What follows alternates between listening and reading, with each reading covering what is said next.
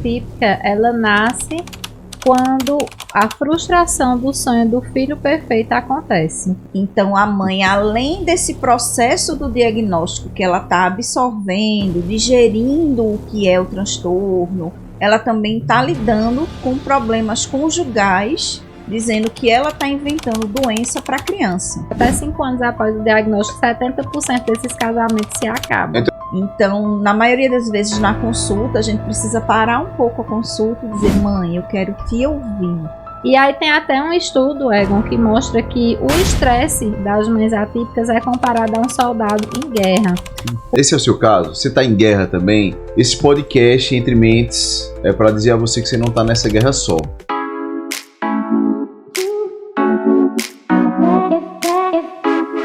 Olá, senhoras e senhores, Entre Mentes, o podcast que fala sobre neurodesenvolvimento e com os hosts e rostos principais aqui, doutora Caroline Teles, doutora Rejane, sejam bem-vindas ao nosso podcast, né?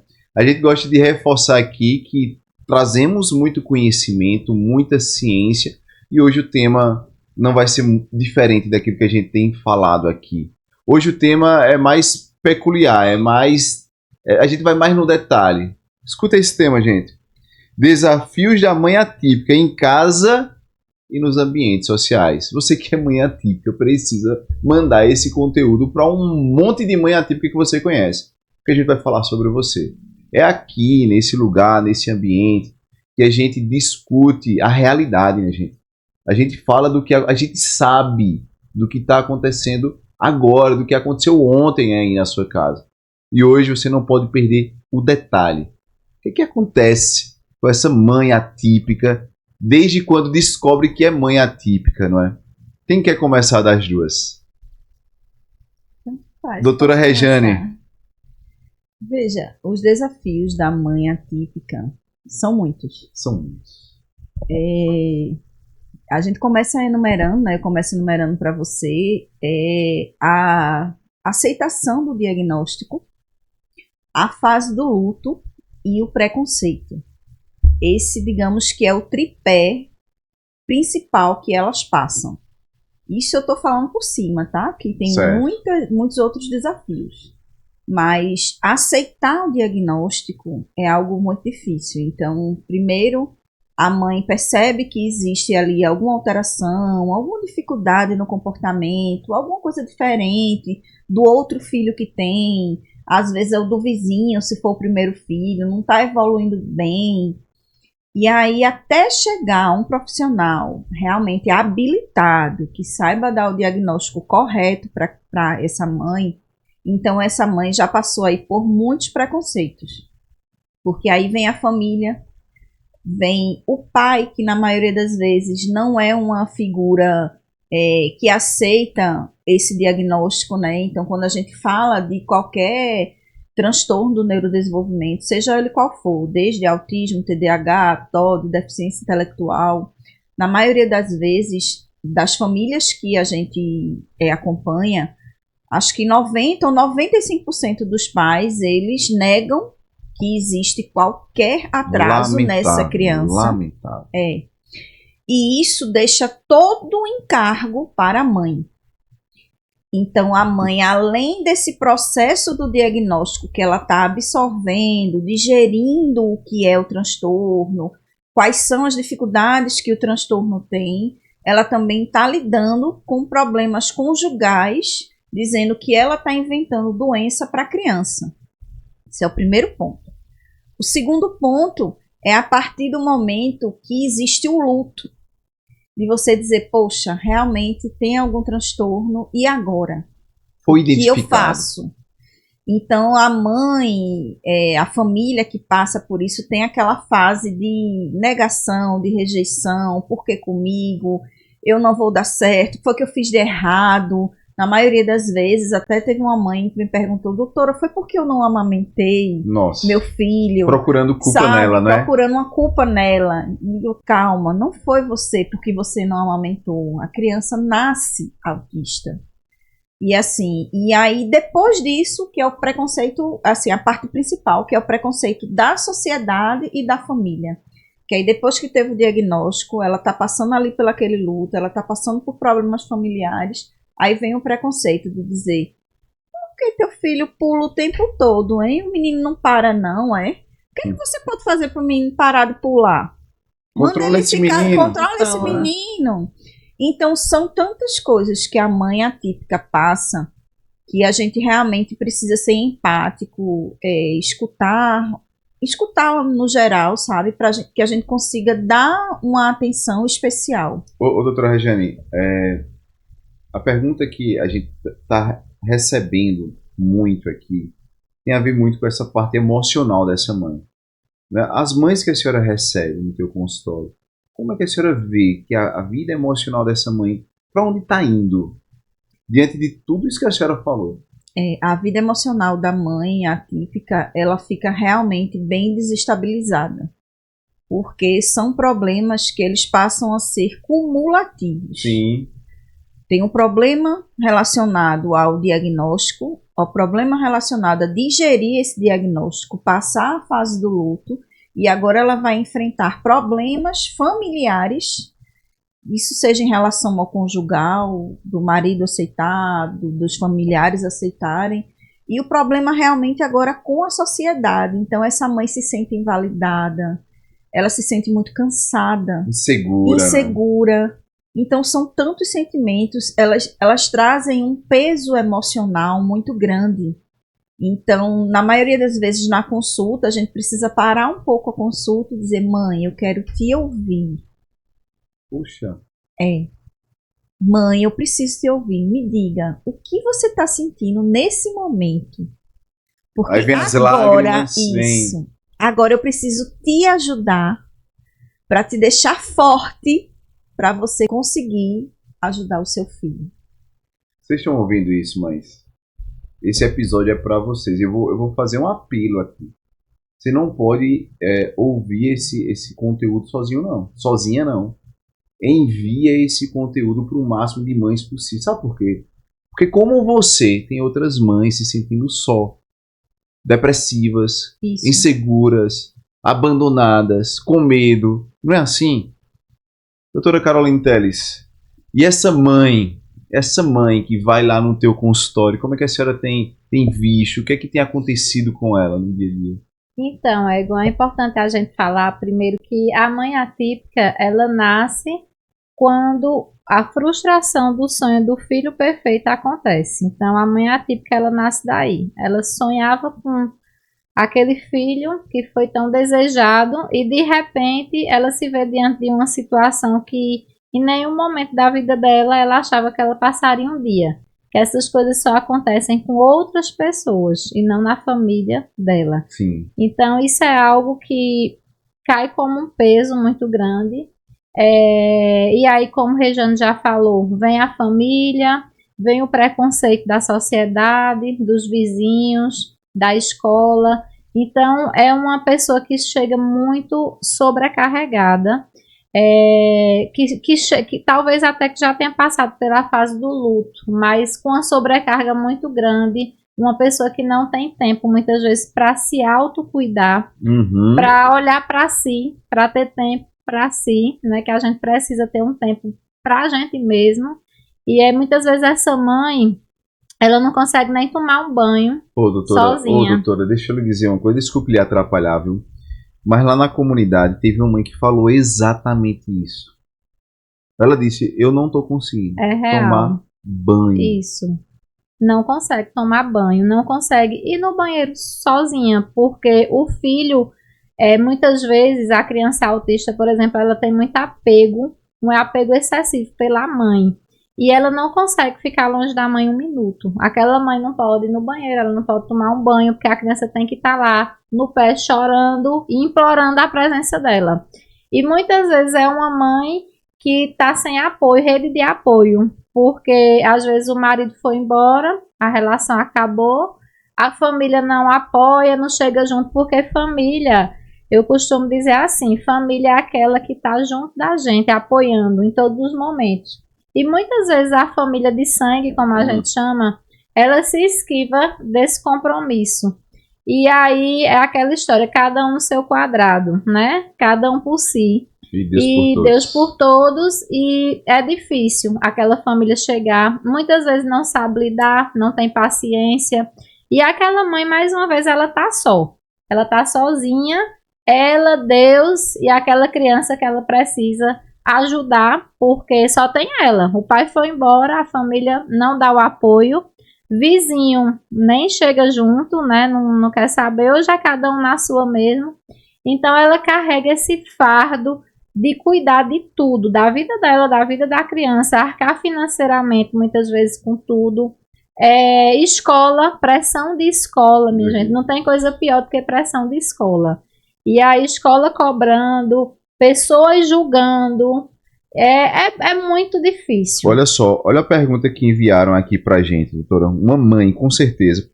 Pode ser a sua dúvida, pode ser o que está acontecendo com você, então preste atenção. Doutora Caroline, eu sinto que depois que recebi o diagnóstico do meu filho, minha relação com meu marido sofreu. Todo o tempo e o tempo todo é para o meu filho. Isso é comum? Como lidar com isso? Então, a partir do momento que você recebe o diagnóstico, que você passou daquela fase de aceitação e agora a gente tem que levantar, enxugar as lágrimas e partir para o tratamento, porque o tratamento do autismo não é fácil, não é um remédio, a gente tem que correr atrás de terapia. E isso depende de questões financeiras também. Então, muitas vezes a mãe não tem condição e ela corre, ela vai atrás com unhas e dentes, ela está em casa tentando aplicar alguma coisa com aquela criança, ela está em casa tentando ensinar as coisas para aquela criança, muitas vezes sem tempo para ela, sem tempo para o marido, né, para o cônjuge. E o cônjuge naquela situação de trabalhar e chegar em casa, não ter um ambiente tranquilo, a cabeça já está cheia e aí a criança chorando 24 horas. E 60-70% desses casamentos se acabam após o diagnóstico, até 5 anos após o diagnóstico. Até 5 anos após o diagnóstico, 70% desses casamentos se acabam. Então é como se o marido ficasse até 5 anos e depois abandonasse isso, a casa? A média são 5 anos, meu né? Deus. Uns abandonam mais rápido, logo, né? Mas a média é essa. 70% dos casamentos se desfazem até 5 anos. Vocês têm ideia do que é 70%? Minha gente, coisa. É a maioria dos casamentos. Ou seja, a maioria das mães atípicas vão ser mães solo. A maioria. E a carga que essas mulheres levam é muito pesada. É muita responsabilidade. É uma sensação, na verdade, de abandono. E aí tem até um estudo, Egon, que mostra que o estresse das mães atípicas é comparado a um soldado em guerra. Porque é muita adrenalina, é muita pressão de todos os lados. E ela tá ali o tempo todo ligada, muitas vezes sem conseguir nem dormir, às vezes utilizando o período do sono, caso a criança dela durma, porque tem criança que nem dorme. Mas quando a criança dorme, ela usa aquele período do sono da criança para arrumar a casa, para fazer alguma coisa, porque quando a criança acorda, ela não consegue mais fazer nada. Ela não consegue mais nem cozinhar. Então é aquele desespero, aquela falta de apoio. E essa mãe, ela vai debilitando sua saúde mental. Nossa. Esse é o seu caso? Você está em guerra também? Esse podcast Entre Mentes é para dizer a você que você não está nessa guerra só. Por favor, vamos anunciar, vamos espalhar, vamos mostrar que nós estamos aqui para dar voz a você. Não é? Muita coisa vai estar acontecendo através desses podcasts, mas é uma forma de dizer que nessa guerra, mãe, você não está só. Doutora Regiane, olha que pergunta que... Poxa, é desesperador isso aqui. Doutora Regiane, eu já perdi o meu tempo, eu já perdi o meu cabelo, eu não me acho bonita e acho que estou em depressão. Estou desesperada. Doutora Regiane, o que eu devo fazer? Veja, essa mãe realmente ela deve estar numa situação muito complexa, porque como a gente tem explicado aqui, a mãe solo, né, ela passa a ser mãe solo, ela tem que dar conta de tudo. E se a criança não, pelo menos, dorme, ela não tem tempo de fazer nada. E se ela não tem uma rede de apoio, ela também não tem tempo nem para o seu autocuidado, que é uma coisa simples. Às vezes, lavar um cabelo, pentear, dar uma escova, se organizar, ir ao médico para interesses da própria mãe, sabe? Ela não consegue ir porque está com a criança o tempo todo, a criança chora, não fica com outra pessoa. E não tem também rede de apoio, porque na maioria das vezes essa mãe, ela não tem nem a rede de apoio, ou seja, uma sogra, uma avó, uma tia, alguém para ficar com a criança, nem que seja para ela ir ao médico. Não tem. Então ela tem que ir ao médico, tem que levar a criança. Então avalie, precisar fazer um exame ginecológico com a criança em cima dela chorando. Então é uma situação muito constrangedora para a mãe. Acontece assim. Acontece assim. Meu Deus. E aí você imagine, ela não se vê o seu autocuidado, porque antes de ser mãe, você é pessoa. Você tem a sua identidade. Cadê a sua pessoa? Você passou a ser mãe de Rian, mãe de Gabriel. Mas meu nome não é Rejane? Cadê Rejane? Não existe. É só mãe de Caio, mãe de Luana. Então, essa identidade também é algo muito forte, porque você perde para ficar exclusiva cuidando da criança. E é por isso que a gente fala que essa rede de apoio é tão importante, porque se o marido, se o pai da criança, na verdade, se fosse presente, se ele estiver ali com ela, vai conseguir dividir o fardo, sabe? Dividir realmente, dividir para ela dizer, olha, eu quero ir Vai no dormir médico, um pouquinho. vá dormir, vá tomar um banho com calma, só. Nada demais. Você imagina você ir no banheiro e a criança em cima de você. Como é que você consegue fazer o 2? Então, isso tudo é muito constrangedor e elas passam por isso diariamente. Não estou exagerando. Estou falando a realidade. E além só complementando a fala de Rejane, além da saúde mental debilitada, vários estudos mostram que essa mãe atípica, ela tem, por não fazer preventivos, por não ir ao médico, ela tem adoecido mais. Muito caso de câncer nessas mulheres, câncer de mama, câncer de colo de útero, porque não se cuidam, não tem tempo de fazer um preventivo, não vão ao médico, não se... Então, assim, essas mães, elas são abaladas emocionalmente e também na sua saúde física, né? Sim. E isso é muito sério. É uma pessoa que ela, digamos, parou de existir para existir só em função do seu filho. Porque se não for assim, não tem como. Ela não tem ninguém para recorrer no caso de uma mãe solo. Então, ou é assim, ou é assim. Não é uma opção. Ninguém é mãe atípica de chegar ao ponto de tomar banho chorando com o filho gritando do outro lado porque quer. Simplesmente não há outra opção.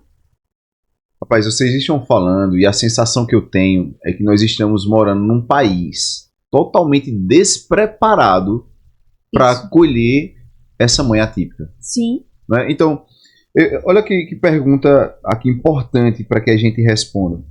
Como é que a escola, vamos falar de escola, né? Como é que a escola pode cooperar para aliviar a carga da mãe atípica hoje? Então, igual a escola é um dos ambientes mais difíceis. Que nós, como profissionais, eu não estou falando só por mim, mas de toda a equipe multi, encontramos muita dificuldade de adentrar nesse ambiente. Muitas escolas não querem aceitar terapeutas, muitas escolas não querem adaptar o currículo da criança atípica, muitas crianças se negam a dar o acompanhante que é garantido por lei para que aquela criança possa, de forma individualizada, evoluir academicamente e também nas outras demandas de interação social. E então a escola ela barra muito, ela bloqueia, ela negligencia muito a mãe atípica, nesse sentido de não validar suas dores, de não dar a contrapartida de todos os direitos que aquela criança tem, e aí termina sendo uma barreira muito grande para a mãe atípica, para a criança atípica. Então, assim, a gente precisa, se a gente quer de fato, tratar o autismo no Brasil, a gente tem que começar pelas escolas. A gente tem que começar por lá, pela educação infantil, pela conscientização de todas as escolas, para poder, a partir daí, a gente já ter o encaminhamento das suspeitas que esses professores vão estar vendo, o acolhimento que esses professores vão ter dessas crianças e dessas mães, porque muitas vezes a mãe, ela chega pra gente no consultório e diz: doutora, a professora do meu filho nem olha na minha cara, porque meu filho corre a sala toda, grita como se a culpa fosse dele e fosse minha. Eu chego lá para falar com ela, para pedir uma informação, ela me ignora. Isso é muito comum, isso é muito comum. Então, assim, é muita negligência. É negligência da família, da escola. É como se aquela criança ela fosse um fardo para aquela escola. Verdade. Ô, doutora Carol, olha, sabe o que é que eu ouvi de uma professora? De uma professora eu ouvi. Ela disse o seguinte: olha, deveria as crianças atípicas ter a sua própria escola. Então, em outras palavras, é meio que uma segregação, né? Vamos separar eles. Vamos separar eles porque estão atrapalhando. Então, a consciência dessa professora reflete como está a consciência da nossa sociedade. De maneira geral, a cobertura que a mãe precisa não vai ter na escola se pensarmos assim. Qual o mundo ideal, doutora Rejane, para essa mãe atípica ter segurança para pegar o seu filho, colocar lá na creche, que é direito, vamos deixar claro aqui, é direito do seu filho, mãe. Seu filho ir para a creche, eu falo isso, isso mexe comigo, porque só sabe você que passa. Eu não passo isso. Eu tenho 3 filhos, 3 filhos não são atípicos, mas isso é um horror, porque a gente ouve, né? O que vocês falaram, isso não pode ser algo comum, né? Então, ir para a creche é direito de vocês, ir para a escola é direito de vocês. Qual o mundo ideal, doutora Rejane? Veja, um mundo ideal, né, é que a gente tivesse realmente uma escola inclusiva, uma escola que conseguisse colocar as demandas para cada criança diante da sua necessidade. Porque a gente sempre fala que o autismo é um espectro. Então, nenhuma criança é igual a outra. O que seria um espectro? O espectro é algo que muda, que é mutável. Então, eu não tenho nada igual. É igual a minha mão. Eu tenho 5 dedos, nenhum são iguais. E apesar de ter mão também, é diferente. Entende? Então, eu não tenho como comparar ou dizer que todos os autistas de nível 3 de suporte são iguais. Todos os autistas de nível 2 de suporte são iguais e de nível 1 de suporte são iguais. Não. Eu vou ter autista nível 1 de suporte que é excelente na memória, em matemática, vai fazer atividade sozinho, mas tem um prejuízo social assim gigantesco. Então, eu já posso ter o contrário, um que tenha melhorado na sua parte social, mas tem uma rigidez cognitiva muito grande. Então, não são iguais. Então, até você conseguir acertar essa abordagem que deve ser feita na escola, eu sei que é difícil. Não é fácil também para as escolas ter um profissional para cada criança. A gente sabe que existe também essa dificuldade escolar. Por quê? Porque hoje em dia não se tem, inclusive, treinamento, não se tem essa parte de educacional especial. Está até começando a ter, tem alguns movimentos de mudança de escola, de mudança de adaptação escolar. Tem algumas escolas que fazem esse esforço de colocar uma adaptação exclusiva diante do PEI, que é o Programa Individual Especializado, que é feito para cada criança. Então, algumas escolas têm esse movimento. Inclusive, também já tem um movimento de escolas especiais, para que se coloque crianças que têm esses transtornos em escolas, digamos assim, separadas, vamos dizer. E é um movimento difícil de dizer se é bom ou se é ruim. Por quê? A gente sempre pensa na inclusão, certo?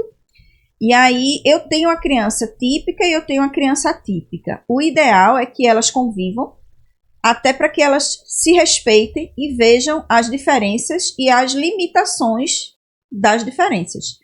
Então, cada um vai aprender. Então, o típico vai aprender com o atípico e o atípico também vai aprender com o típico. Até para que haja um respeito ali, né? Isso, exatamente. Fora dali. Um aprendizado que é mútuo, não é individual. Mas entendo quando vários professores se queixam da dificuldade, da concentração, de que ele quer explicar e aí não conseguiu explicar porque a determinada criança não conseguiu ficar parado, enfim. Mas isso a gente consegue organizar, né, colocando esses professores auxiliares ao redor, seguindo o PEI. E até, se for necessário, se for para frente, né, esse novo movimento que tem aí de escolas inclusivas, a gente pensa nas escolas inclusivas com o objetivo de que tenham realmente terapeutas, porque independente de ser uma escola inclusiva separada para crianças assim, eu não tenho como juntar todas e colocar um professor lá que eu vou estar fazendo a mesma coisa. Perfeito. Eu preciso ter um professor para cada e trabalhando de maneira individual e também coletiva. Eu não posso dizer que eu vou só trabalhar o individual. Eu vou trabalhar o individual e o coletivo, porque a gente precisa da troca. Nós aprendemos em espelho, nós aprendemos com a reciprocidade. E com os atípicos não é diferente. Eu preciso que eles tenham essa reciprocidade. Então, é uma lebre, assim, um debate muito rico, assim, que está se levantando em relação a isso. E eu sempre me posicionei da seguinte forma, assim, a mãe, ela precisa saber que o seu filho está num local seguro. É a primeira coisa. Então, independente de ser típico ou atípico, eu levo meu filho para a escola, ele fica das 7h30 às 12h10, e eu espero que ali seja um ambiente seguro. Então, essas crianças que estão ali estão sob responsabilidade da escola. Então, a escola precisa dar o ensino, precisa trabalhar a inclusão e precisa dar segurança a todas as crianças, sejam elas típicas ou atípicas. Se vai separar por grupos, se não vai separar, mas eu preciso dar segurança.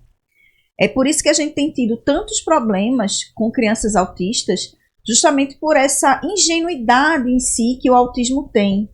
Então, pede para a criança fazer determinada coisa, ela não faz, então obriga a criança a fazer. A criança não faz, o outro vai lá e bate. A gente tem visto muito nos jornais, assim, crianças espancadas, crianças maltratadas. Então, cadê a segurança que eu estou falando aqui? Perfeito, perfeito. Doutora Regiane, não sei se vocês chegaram a ver. Tem duas reportagens que estão muito frescas assim na minha mente. Uma de um professor que chutou um autista. Isso. Mas o que me deixou mais aterrorizado foi uma professora que amarrou um autista. Isso. E aí, o que é que eu fiz?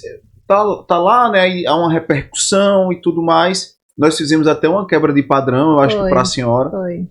E aí uma outra professora foi defender a amiga, né? Uhum. E foi dizer, olha, porque foi um absurdo, ela amarrou porque o menino não tinha controle, não sei o quê. Quer dizer que o elo mais frágil é a professora? Isso. Quer dizer que a prioridade nesses casos são os adultos, Não. ao invés de uma criança. Então, entende o quanto está invertido os valores muito, aqui. Muito. Aí uma mãe que coloca a criança lá esperando que o meu filho esteja seguro, porque se alguém tocar no meu filho na escola que ele está lá, o mundo vai ver né, a coisa acontecer. Aí com a mãe atípica que tá só pode fazer e brincar com ela. Isso. Né? Então, aonde é que a gente vai parar com essa situação? Olha esse comentário aqui de uma mãe. Todas as vezes, doutoras, todas as vezes que eu vou para uma festinha ou para o parque, eu fico com medo do comportamento do meu filho. Não por causa do meu filho é uma bênção para mim, mas por causa dos olhares tortos. E eu ouço falar, esse menino é mal educado, não é? Bota ele de castigo, mas também a mãe não faz nada. Como proteger meu filho desses olhares e desses comentários? Então, Egon, eu gostaria de falar sobre isso porque eu passei por isso. Então, Pois eu consigo bem. falar com propriedade, Sim. né, dessa situação. Chegava a ser assim, desafiador para mim o horário que eu teria que levar meu filho para o parque. E aí me tomava uma ansiedade quando se aproximava daquela hora de levar. Porque eu tinha medo de quem eu ia encontrar lá, do que as pessoas iam me perguntar, do que ele poderia fazer com outra criança. Não porque ele era agressivo, mas tipo, às vezes ele queria pegar o carrinho da outra criança e aquela criança não gostasse. E aí a mãe iria olhar pra mim e tipo, não dizer, mas talvez pensar, não controla o filho, né? E aí por eu também ser médica, ser pediatra, parece que as pessoas acham que a gente não é mãe comum também. A gente tem que ser perfeita, né? E não é. Então, é um sentimento muito difícil da insegurança de você sair com seu filho por conta dos outros olhares. Então, eu deixei muito de ir para aniversário, eu deixei muito de ir para encontros, ir para o shopping, para o próprio shopping. Eu deixei de ir por conta de olhares, porque aquilo me doía muito.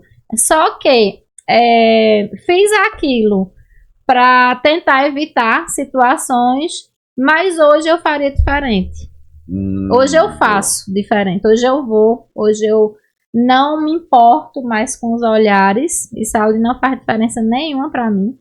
Então eu não me importo com o olhar de ninguém, com o julgamento de ninguém. Eu sei até onde meus direitos vão e até onde o direito do outro começa. Perfeito. Então eu procuro sempre andar nessa linha, né? Mas levar meu filho para aproveitar tudo que as outras crianças podem aproveitar, porque ele também é uma criança. Perfeito. Então é muito dolorosa essa parte. Sim. Mas quando você entende, quando você supera e quando você sabe que você tem que fazer aquilo por ele, porque senão ele vai virar um prisioneiro dentro de casa, aí você muda. E você não mais dá atenção ao que as pessoas estão pensando. E isso é fundamental para uma mãe atípica. Você não pensar o que fulano está pensando de você. Perfeito. Olha só, e o posicionamento é fundamental, né? Isso. Eu vi uma reportagem, né, agora há pouco, de uma mãe que estava na Riachuelo. É uma instituição muito séria. Isso. Né? Quem tem dúvidas que a Riachuelo é uma instituição séria. Mas há muitos profissionais despreparados, né?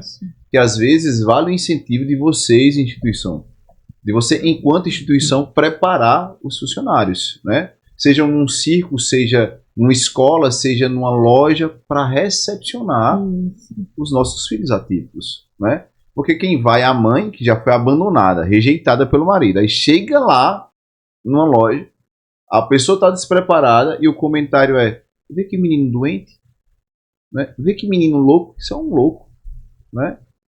Então, o que as senhoras acham que a gente pode fazer enquanto sociedade para proteger essa mãe atípica que está no meio desse turbilhão de rejeição, de diagnóstico, aí supera o diagnóstico, supera a rejeição do covarde do marido muitas vezes, né? Aí vai para uma instituição e é baleada mais uma vez nessa causa.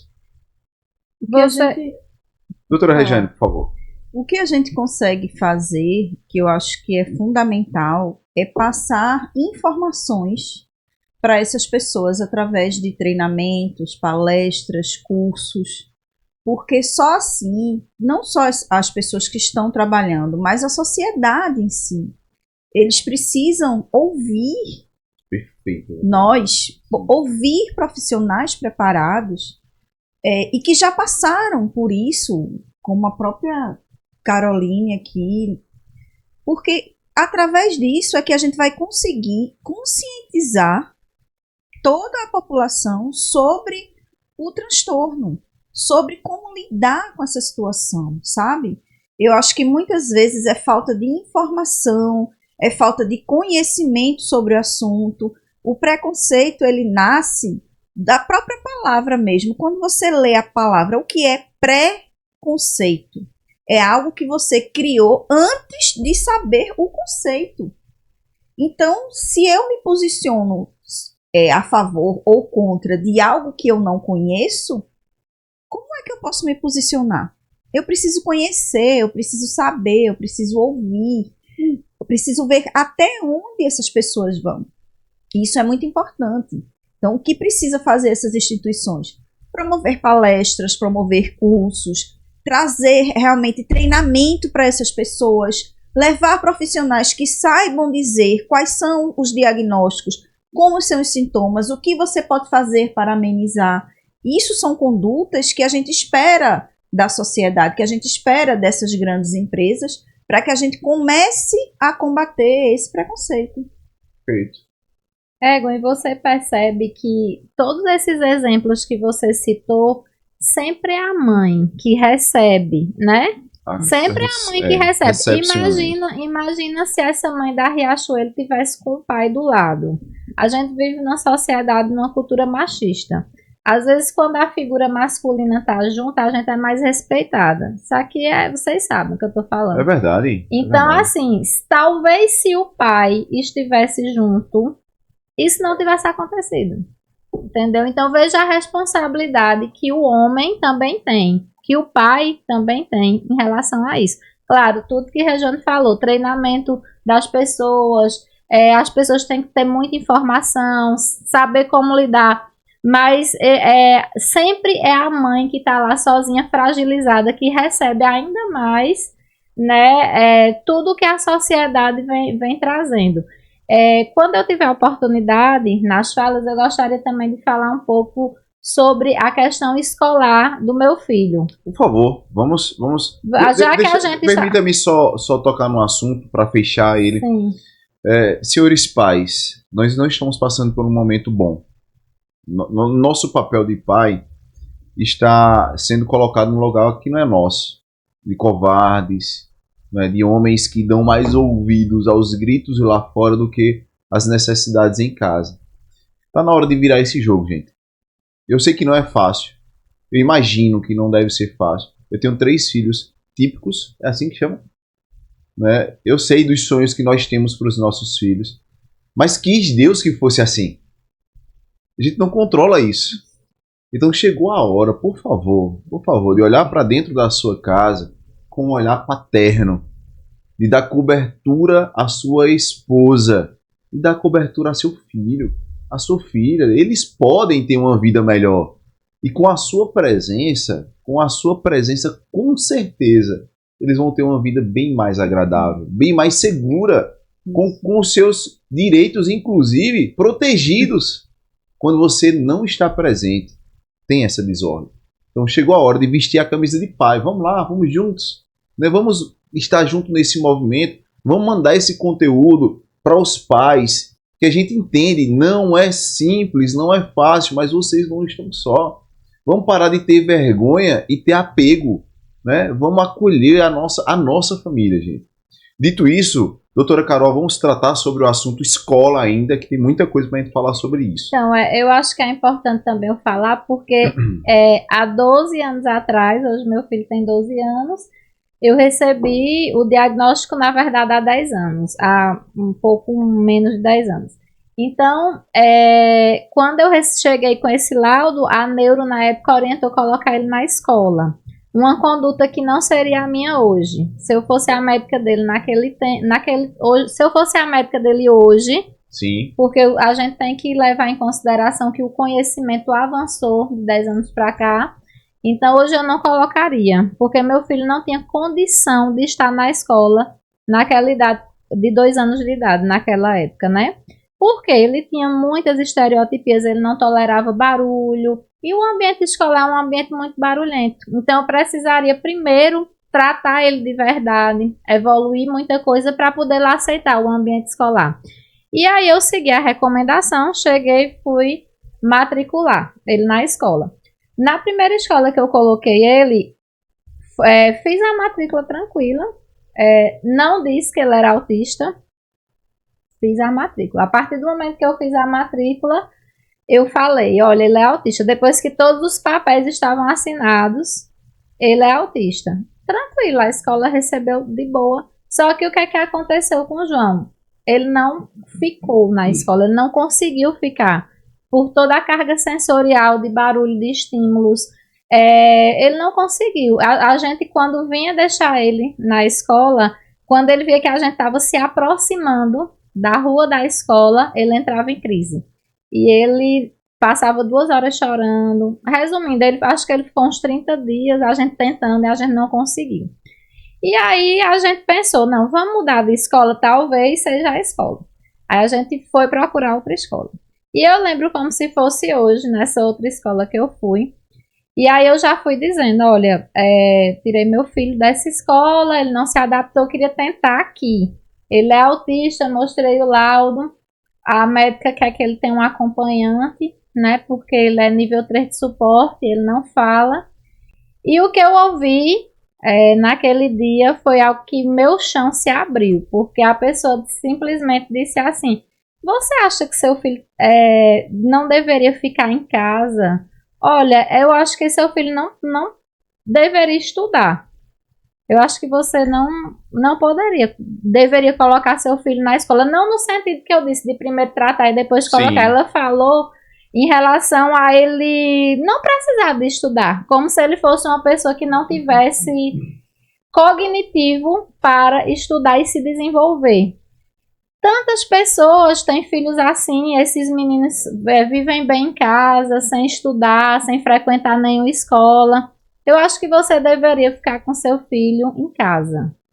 E aquilo foi muito pesado para mim. E olha que eu estava acompanhado do meu esposo. A figura masculina estava perto de mim, né? E mesmo assim, naquele momento, Egon, eu não tinha argumento. Eu saí de lá muda, né? Coisa que hoje eu não sairia. Mas eu saí muda, eu chorei muito nesse dia, né? Me desesperei. Mas assim, eu entendi que as pessoas não tinham entendimento, ou não sei. E aí procurei outra escola. Quando eu cheguei nessa outra escola, a gente não aceita criança autista aqui. E naquela época não tinha essa onda de porque tem a lei que não, né? A gente não tinha esses conhecimentos, né? Isso tudo foi há 10 anos atrás, né? E aí foi que eu fiz. Tratei ele, né? Levei ele para as terapias e com 1 ano depois eu voltei para a primeira escola que ele não se adaptou e ele está lá até hoje. E ele é super bem acolhido nessa escola, é uma escola, eu considero de fato que essa escola que ele está hoje é inclusiva. Qual é o nome da escola, doutora? Escola Progressiva. Escola Progressiva, você está de parabéns, né? Que você seja espelho para outras escolas. Eu falo isso porque tem algumas escolas que atendem muito mal autistas. Muito. Não sabem, doutora Regiane, o que fazer. É verdade. Né? Então, o que eu quero dizer é que hoje meu filho tem um acompanhante, a escola é particular, e ele tem um acompanhante escolar individualizado, pago pela escola. Não sou eu que pago, porque está na lei, né? E eles cumprem isso aí, coisa que muitas escolas não cumprem. Perfeito. Né? E aí tem gente ouvindo agora, a gente que está tentando matricular o filho e não está podendo. Isso. Né? Então o Ministério Público está aí, gente. Né? Hoje estamos aqui no nosso podcast motivando você, ensinando a você procure o Ministério Público. Abra sua boca, né?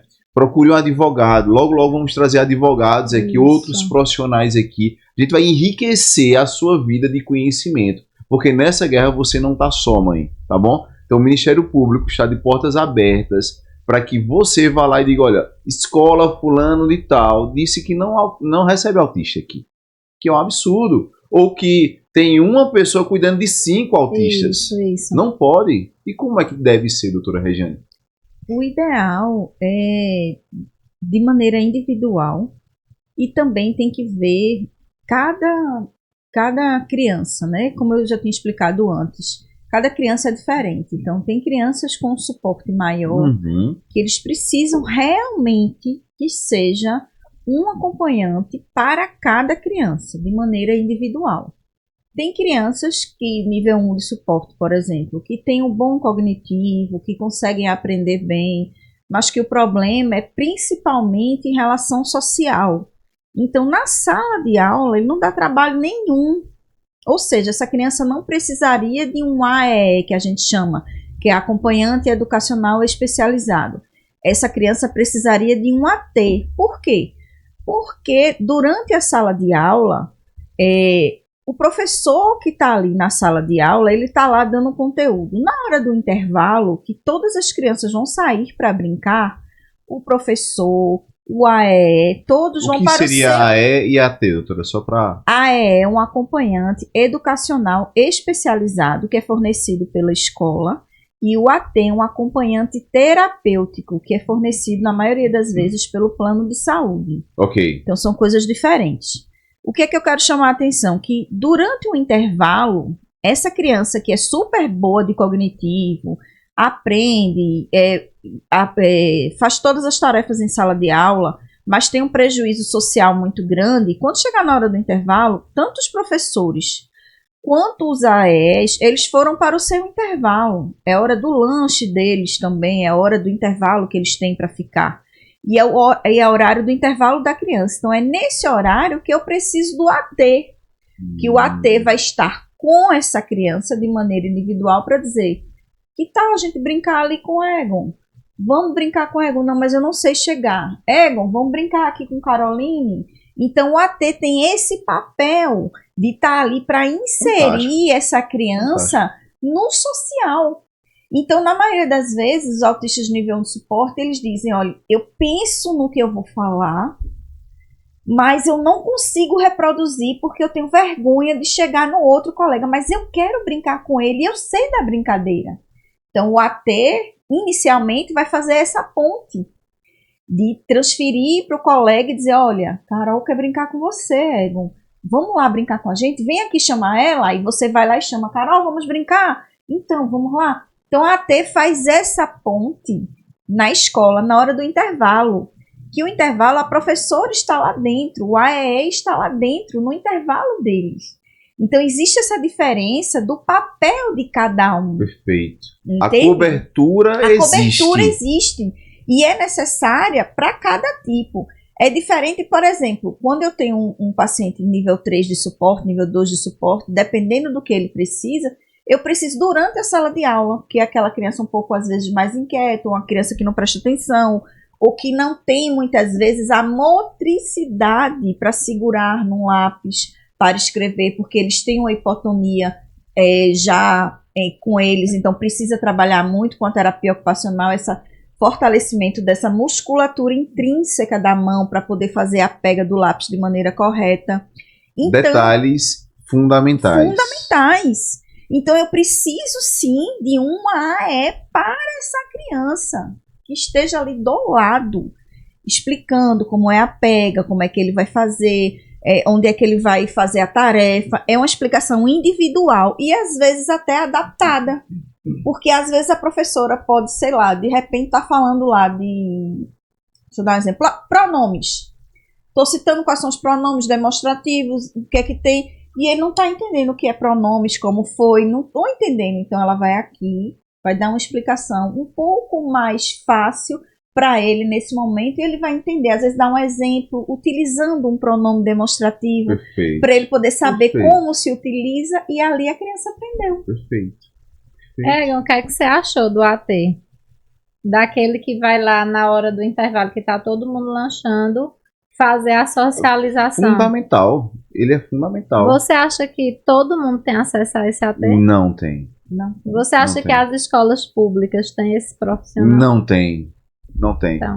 Olha, e aí é onde entra mais o sofrimento da mãe atípica. Porque nessa hora, onde com quem essa criança vai ficar? Quem é que vai fazer a associação? Quem são os amigos do meu filho? Ela vai dar segurança da criança. Cadê a segurança da criança? Bullying. Vai sofrer bullying, não vai interagir, os colegas vão colocar apelido, ninguém vai chamar para brincar, exclusão. Então, assim, a gente no Brasil não tem tratamento para autismo adequado na rede pública. Isso aí é para quem tem plano de saúde e para quem pode pagar particular. Para quem não tem, não tem. Então, não tem. Isso acaba virando uma briga, às vezes, de classe. Sim. Porque todos têm. Você tem direito. Você que não tem condições de pagar, você tem o direito, correto? Correto. O governo tem que dar isso. Ponto. Tem que dar. Né? Não tá dando, eu vou para onde? Ministério Público. Ministério Público, tá bom? Eu sei que a briga é grande, mas a gente não pode ficar calado, não pode aceitar isso. Então, né? se todo mundo começar a falar nisso, a exigir isso, a coisa começa a acontecer. Mas se todo mundo faz de conta que não existe esse profissional, todo mundo faz de conta que não precisa, e aí a coisa vai passando. E aí quem pode pagar e quem tem plano de saúde vai tratar, e quem não tem não vai tratar. Sim. Que Perfeito. é a maioria da população. Gente, aí né? precisa criar um movimento aqui. Né? Na verdade, já criou-se esse movimento. Tá? Aqui é o podcast Entre Mentes, mas nós temos comunidades que vocês representam. Né? Comunidade atípica, Conexão Atípica. Temos encontro todos os dias lá, falando sobre estes e outros assuntos, levando outros profissionais, correto? Nós temos a comunidade Mente Brilhantes, né, que estamos iniciando um trabalho para que outras pessoas tenham o mesmo acesso que você tem que entender. É que está sendo criado um movimento. Agora você não pode ficar de braço cruzado. Egon, o que é ficar de braço cruzado? É você pegar um conteúdo como esse e consumir sozinho. Você tem que passar para outras mães. Nós estamos falando das tuas dores, mulher. Das dores que tua amiga está passando e está aí, descoberta. Você tendo... É lindo te ver falar, doutora, porque olha tudo como acontece, ou deve acontecer perfeitamente. Não é? Tem alguém que dá cobertura na hora do recreio para o meu filho, para que ele possa socializar com outras crianças, ter os amiguinhos. Tem alguém para auxiliar a professora que está falando lá e ele não está entendendo nada, que é difícil muitas vezes até para uma pessoa comum entender. Aí vem outro profissional e ensina o básico. E aí, Egon, você fica vendo que nos países de primeiro mundo a coisa acontece. Acontece de verdade, para todas as crianças. Então, todas as crianças, elas têm todo esse amparo de equipe, de profissional, de AT, de AE. E o que é que a gente vê? O que é que acontece com essas crianças? Simplesmente elas evoluem absurdamente. Elas evoluem absurdamente e o governo economiza lá na frente com tratamento para elas. Porque elas já foram tratadas na escola. A escola é lugar de tratamento. É bom para todo mundo. Bom para todo mundo, é bom para a família, para a sociedade. Vão ser adultos funcionais, vão trabalhar, vão ter família. Isso. E o governo para de gastar depois. Agora, o que é que acontece aqui? Ninguém faz nada. E aí o sistema vai levando aquelas pessoas aposentadas para o resto da vida. Ou seja, é um lado que pode ser trabalhado de uma forma tão eficiente e vai trazer a economia no momento e no futuro. Isso. E além da economia, a gente tem que pensar realmente também na independência, na funcionalidade das pessoas. Porque as crianças vão se tornar adolescentes, depois vão se tornar adultos, certo? Então existe uma evolução. A criança não vai ser criança para sempre. Eu preciso pensar que essa criança vai se tornar um adulto. E esse adulto autista vai fazer o quê? Qual é a funcionalidade que eu preciso dar para ele? Então eu preciso dar uma independência para essa criança que vai se tornar um adulto, para que lá na frente ele consiga fazer um vestibular, ele consiga fazer uma faculdade, que ele tenha passe no concurso público, e que mesmo que não consiga fazer isso, que ele faça alguma atividade, como por exemplo, pode ser metrim, pode ser uma pessoa que trabalhe com massagem. Até tive uma paciente que foi assim, ela tem deficiência intelectual e nível 2 de suporte do autismo. E aí ela fez 17 anos e estava angustiada porque queria fazer alguma coisa da vida. E aí nós conversando, quando nós estávamos conversando, e aí eu conversei com a mãe, vamos pensar no Senac, vamos ver algum curso que ela possa fazer profissionalizante. E ela foi com ela lá e ela se identificou com um curso de massagem, automassagem. E aí foi super bem, ela agora comprou a cadeirinha de massagem, leva a filha para as feiras, 17 anos. Tá vendo? Leva a filha para a feira, faz massagem, bota o papelzinho lá do Pix e ela está se sentindo funcional. Veja que coisa boa, né? Então a gente tem que pensar nessa criança lá na frente, a mãe não vai estar viva para o resto da vida. Então a gente precisa sim dar funcionalidade e independência a esses futuros adultos autistas. Olha, vamos ouvir aqui um relato de uma mãe. Olha, escutem isso. Faz quase que eu me queimo aqui. Foi uma trollagem de vocês, né? Doutoras, eu suporto a rejeição do meu marido. Eu suporto os olhares nas praças. O que eu só queria era ouvir o meu filho me chamando de mãe. Complicado isso, né? E esse é um relato real. Real. Eu, Complicado. há mais ou menos uns 15 dias, no ambulatório de neurologia infantil de uma prefeitura que eu trabalho, a mãe me falou isso. Ele tem 4 anos e ele disse: doutor, eu sei que um dia ele vai dizer mamãe, eu estou aqui esperando por esse dia. E foi super emocionante, porque ela fala isso chorando, mas também com a confiança de que ele irá aprender. Então isso é muito valoroso, sabe? E você saber. E ela é uma mãe super dedicada, mãe solo, separou também, mãe solo. E ela é super dedicada, tá fazendo cursos, ela vai na consulta, ela fica perguntando o que é que eu posso fazer para melhorar. Ela é super dedicada e a criança realmente vai falar, porque ela já melhorou bastante no comportamento desde o início do tratamento. E é isso, a gente tem esse relato diário e é bem complexo. difícil. Doutora. Então, eu queria só falar algo que eu acho que é importante também, voltando para a questão do tratamento, né, Egon? A gente já viu que aqui a gente não tem tratamento pelo SUS, né, para o autismo. A gente tem terapias aleatórias que a gente não vê evolução das crianças. São crianças que a gente medica em quase 100% dos casos, porque a gente não tem terapia. E a gente termina tendo que medicar porque a criança vai evoluindo negativamente a um ponto de que fica incompatível não medicar. Sim. E aí essa mãe sofre, mais uma vez, além de sofrer na escola, sofre em busca das terapias, né, que não são eficazes, mas mesmo assim ela vai atrás com o pensamento de fazer alguma coisa. Eu vou fazer pelo menos alguma coisa, só que essa alguma coisa é quase nada.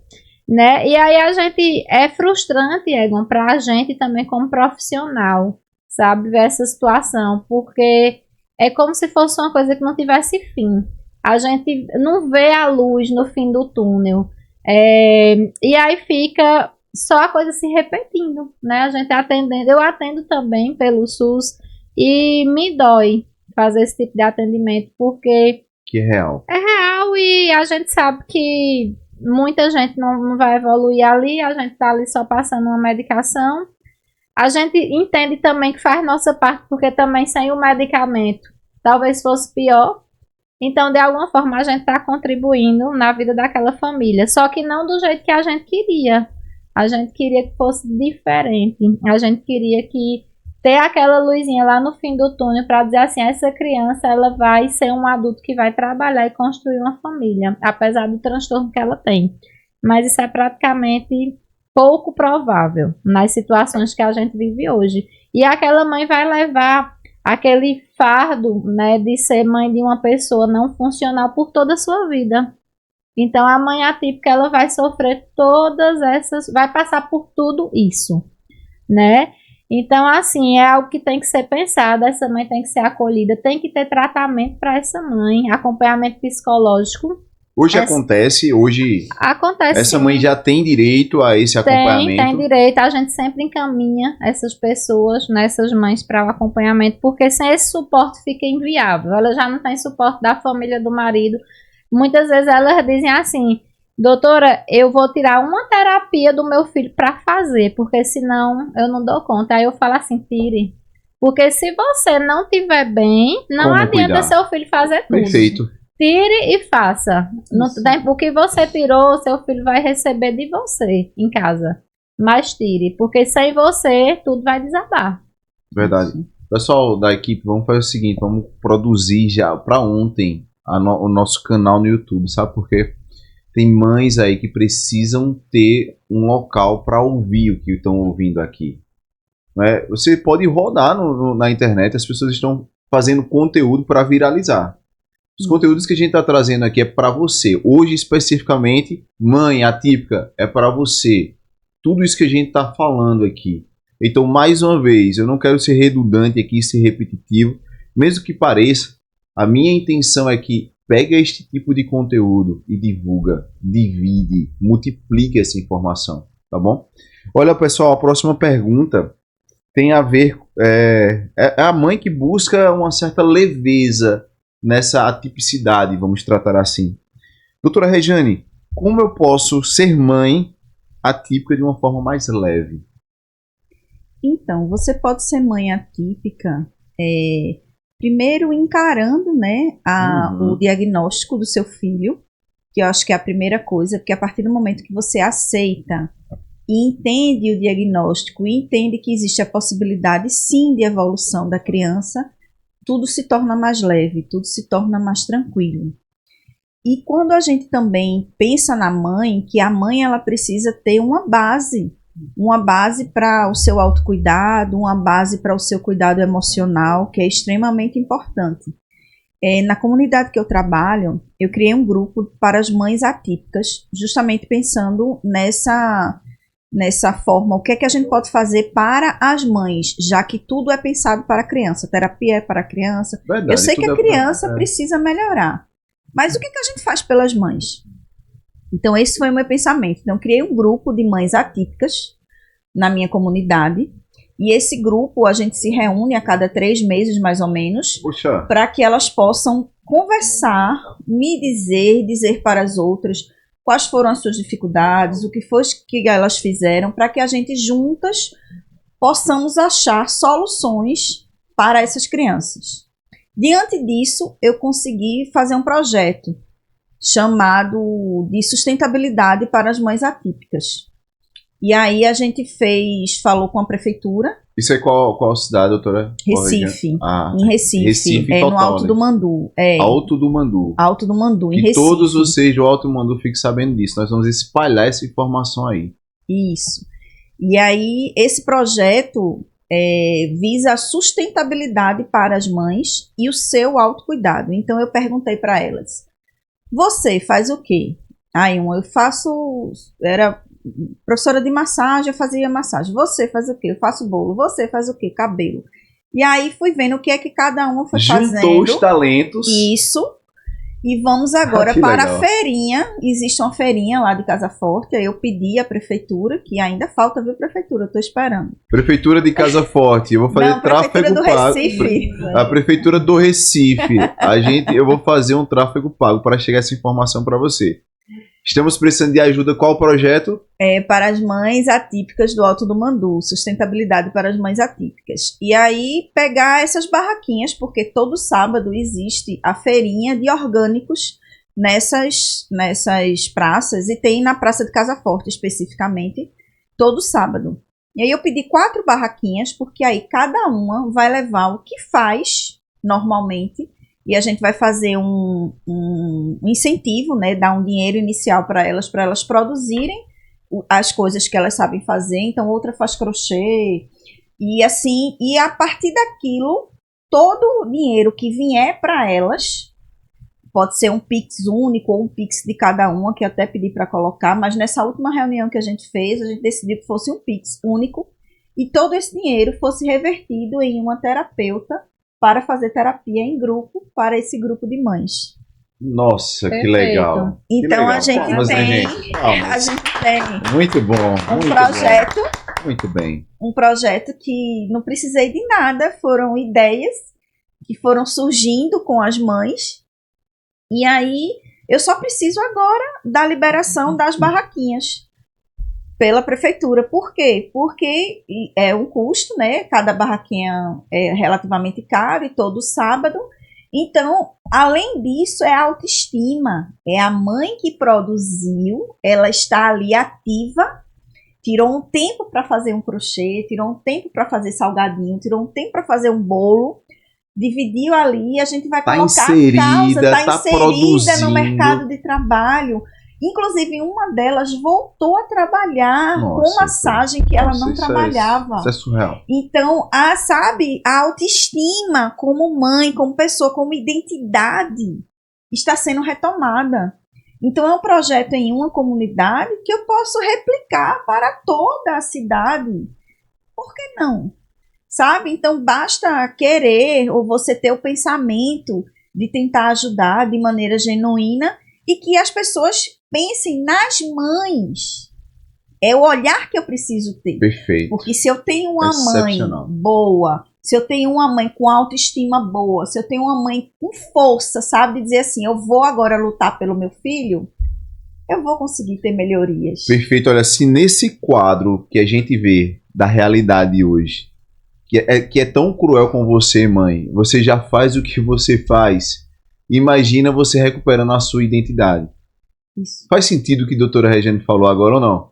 Faz todo sentido, doutora. Parabéns. Né, que isso se multiplique, tá bom? Que isso alcance outros profissionais, isso alcance outras prefeituras. Vamos fazer um movimento, gente. Tudo depende muito de nós. Vamos Isso. levantar essa bandeira e você não está só nisso, né? Perfeito. Quer falar alguma coisa, doutora? Quero parabenizar a região. Ah, que legal. Eu não sabia desse Que legal. projeto. Achei fantástico. Ela até tinha comentado alguma coisa, mas eu não sabia que já estava nesse nível de evolução. Então, parabéns, Regiane. Eu acho que você está devolvendo vidas a Perfeito. essas mulheres que perderam sua identidade no processo do diagnóstico dos seus filhos e elas agora podem voltar a ser quem elas eram, um pouquinho de quem elas eram antes de ser mãe atípica. Então, parabéns, você melhorou a saúde mental de muita gente e vai melhorar mais, se Deus E quiser. com certeza, como profissional, como mulher, como mãe, isso também enobrece a senhora, não é verdade? Que bom. Olha que pergunta, para ser a última pergunta do podcast, e a gente ir para aquele momento e deixar uma mensagem para o pessoal aqui, tá bom? Sinto que perdi minha identidade, já inclusive encaixa muito bem com o que nós estávamos falando, mas não sei mais quem sou. Essa é a grande verdade. Eu sou mãe de fulano. Isso passa, doutoras. Como posso resgatar um pouco de mim mesma? Caramba, isso é terrível, né? Bom, eu costumo dizer assim que para a maternidade se tornar mais leve, para eu resgatar minha vida que eu tinha antes de ser mãe atípica, isso vai muito de ter informação na sua mão. A informação muda a vida de qualquer pessoa, né? Para qualquer coisa que você vai fazer, se você tiver a informação, você muda e você consegue ter ideias e estratégias de mudar a sua realidade. Então, a partir do momento que eu também, como mãe atípica, me empoderei do conhecimento do autismo, dos transtornos, dos direitos, principalmente, eu pude mudar e eu pude me enxergar como uma pessoa que sou igual às outras, sou uma mãe igual às outras, meu filho é um filho igual aos outros, é um aluno igual aos outros, com os mesmos direitos. Sim. E aí eu pude levar de uma forma mais leve e tentar me resgatar também como pessoa. Essa fase aí do luto, eu passei muito tempo me escondendo atrás da minha profissão. É interessante falar isso porque muita gente fica de cama, abandona a profissão. Eu fui o contrário. Eu trabalhava muito mais para não sofrer em ver meu filho em casa. Então eu preferia estar fora. Né? É uma fuga.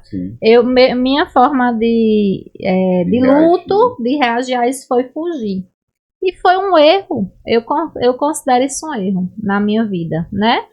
Então, assim, a partir do momento que eu enxerguei tudo isso e que eu pude reorganizar minha vida, meu tempo com ele, né? Com eles, que eu tenho 3 filhos, eu pude me ressignificar como pessoa, como mãe, como profissional e deixar de fugir da realidade, porque a realidade está aqui e ela não vai mudar, né? Ela vai mudar para melhor se eu fizer o que eu tenho que fazer por ele, por mim e pela minha família.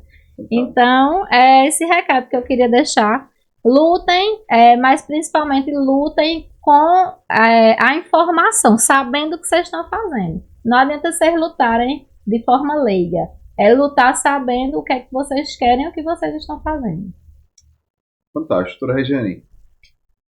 De mensagem que eu queria deixar para essas mães é que procurem realmente seus direitos, como o Carol falou. Procurem se enxergar como pessoas. Procurem ver, além do diagnóstico, o que é que vocês podem fazer, tanto para ajudar seus filhos, mas também para se ajudar. Vocês precisam ter o autocuidado, então a mulher, ela precisa sim de ir no dentista, de ir no médico, de ir no cabeleireiro, entendeu? Tem esse direito também, tomar um banho com calma. Então, são coisas simples que a gente faz no dia a dia, que muitas vezes a maternidade atípica te rouba isso. Mas com paciência, com inteligência também, vamos tentar fazer isso para que a gente consiga resgatar essa autoestima, porque a mãe com força, a mãe que consegue ter esse empoderamento de volta, a gente luta pelos nossos filhos e a gente vai ter um desfecho muito melhor. A caminhada fica bem mais fácil. Bem mais fácil, bem mais leve. Que sendo bem mais fácil, já é bem desafiadora. Isso. Né? Mas do jeito que está é um absurdo. Gente, o podcast Entre Mentes deixa uma frase que eu gosto demais, que diz o seguinte: você, mãe atípica, não foi escolhida por acaso. Sua força, seu amor, sua coragem fazem do impossível um caminho possível todos os dias. Você não está só nessa guerra. Espalha esse conteúdo que nós estamos trazendo aqui para outras mães. Vamos levantar essa bandeira e até nosso próximo encontro, nosso próximo podcast aqui. Um beijo a todas.